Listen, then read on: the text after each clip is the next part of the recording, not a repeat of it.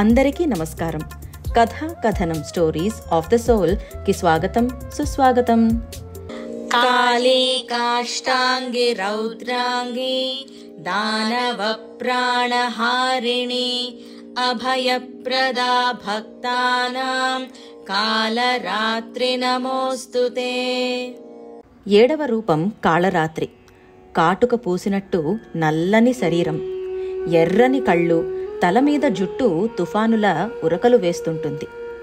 మెడలో ధగధగా మెరిసే హారము, 3 నేత్రాలు కలిగి ఉంటుంది. ఆమె ఒక గాడిద మీద ఎక్కి ఉంటుంది. 4 చేతులతో మెరుపు ఆయుధం, ఖడ్గం, వరద అభయ ముద్రలు ధరించి ఉంటుంది.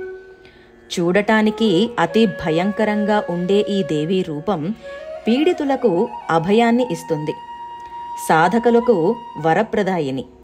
అన్ని విధాలా అందరికీ శుభాన్ని ఇస్తుంది కాబట్టి శుభంకరి అని కూడా పిలువబడింది.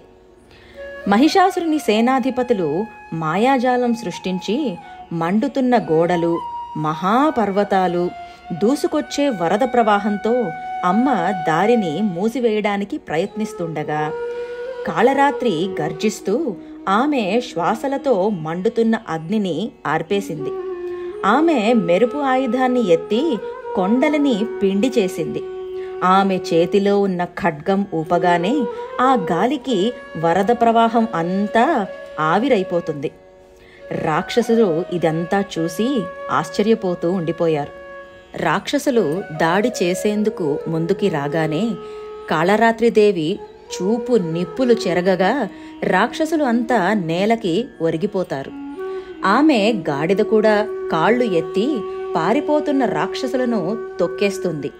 యుద్ధభూమి అంతా అసురుల ఆక్తనాదాలు, చెదిరిన ఆయుధాలతో నిండి ఉంటుంది. ఇదంతా చూసిన మహిషాసురుడికి మొదటిసారి భయం కలిగింది. ఇలా 7వ రోజు కూడా ముగిసింది. కాళరాత్రి స్వరూపంలో అమ్మ మహిషునికి వెన్నులో వణుకు పుట్టించింది.